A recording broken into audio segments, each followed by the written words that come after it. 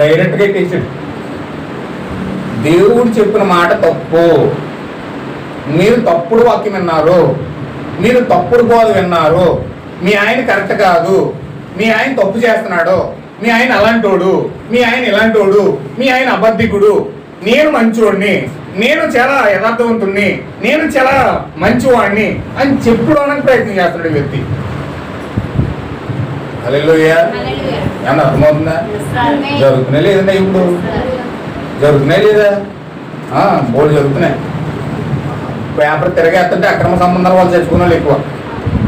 ఆవిడ ఏం చంపేస్తుందో లేకపోతే అతనైతే ఈవిని చంపేస్తున్నాడు. ఎందుకని? దేనికోసం? భర్తను పక్కనెట్టేసి ఇంకో పురుషుడితో లాలు చెబుతుంది ఈమె, భార్యను పక్కనెట్టేసి ఇంకో భార్యతో ఇంకొక స్త్రీతో లాలు చెబుతున్నాడు ఇతడు. అందుకని ఇప్పుడు ఏం చేస్తుంది? అక్రమ సంబంధాలు పెరిగిపోతున్నాయి.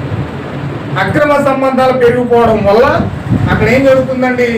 ఎందుకు అక్రమ సంబంధాలు పెరుగుతున్నాయంటే ఫస్టే దాన్ని కట్ చేయాలనుకున్న స్త్రీ కట్ చేస్తుంది, కానీ ఏం చేస్తుంది? మాట కలుపుతుంది.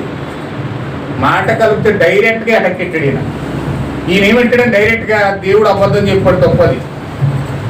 దేవుడు అబద్ధం చెప్పాడు, మీకు తప్పుడు వర్తమానం ఇచ్చాడు. ఈ చెట్టు ఫలాలు తింటే మీరు చావరు, మీరేమవుతారో తెలుసా? ఏమంటాడండి? మీరు సావనే సావరు, ఏలైనగా మీరు వాటిని తినిదేమున మీ కన్నులు తెరవబడననియు మీరు మంచి చెడ్డలను ఎరిగిన వారై దేవదూతల వలె ఉందురనియు దేవునికి తెలియనని.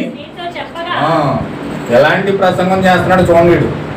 ఏమంటాడంటే ఆ పండు తింటే మీరు దేవుళ్ళు అయిపోతారయ్యా. ఇంగ్లీష్లో గాడ్స్ అని ఉంటుంది, ఇంగ్లీష్లో ఏమైనా ఉంటుందని గాడ్స్ అని ఉంటుంది. అంటే మీరు ఈ పండు తింటే మీరు దేవుళ్ళు అయిపోతారు అన్నాడు. మీరు సావరు కానీ దేవుళ్ళు అయిపోతారు అన్నాడు. దేవుడు ఏం చెప్పాడు అక్కడ? తింటే నిశ్చయంగా చచ్చిపోతారు అన్నాడు. తింటే తినమని నిశ్చయంగా చచ్చేదారు అన్నాడు. కానీ సాతాను వచ్చి ఇక్కడ ఏం పోచేస్తున్నాడు ఇక్కడ? అబ్బే మీరు సావరు, మీరు తింటే దేవుళ్ళు అయిపోతారు అన్నాడు. ఏమన్నా అర్థమవుతుందా? సాతాను యొక్క స్వభావం ఎల్లప్పుడూ కూడా దేవుడు ఏదైతే చెప్పాడో దానికి వ్యతిరేకంగా చెయ్యించడమే వీడి వంతు. మీరు చాలా జాగ్రత్తగా గమనించాలి. అసలు సాతాను ఎలా ఉంటాడు అని మీరు గమనిస్తే, అసలు సాతాను లక్షణాలు ఎలా ఉంటాయి అని మీరు గమనిస్తే, అసలు సాతాను దేనికోసం ప్రసంగం చేస్తాడు అని మీకు తెలుసుకోవాలని ఆసక్తి ఉంటే వాడు ఏం చేస్తాడంటే ఏదైతే వాక్యం సెలవిస్తుందో, ఏదైతే దేవుడు ఆజ్ఞాపించాడో దానికి వ్యతిరేకంగా చేయించడమే సాతానిక లక్ష్యం. ఏమైనా